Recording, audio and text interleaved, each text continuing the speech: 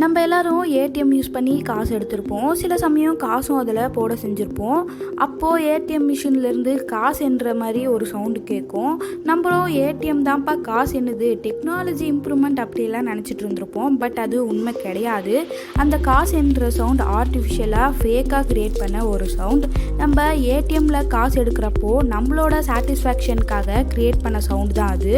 ATM மிஷினுக்குள்ளே குட்டியாக ஒரு speaker இருக்கும். நம்ம ஒவ்வொரு டைம் ஏடிஎம்லேருந்து காசு எடுக்கிறப்போ அந்த ஸ்பீக்கர்லேருந்து தான் காசு எண்ணுற மாதிரி ஆர்டிஃபிஷியலான சவுண்டு கேட்கும். ஸோ இதுக்கப்புறமும் ஏடிஎம் தான் காசு எண்ணுதுன்னு நினச்சிட்டு இருக்காதீங்க.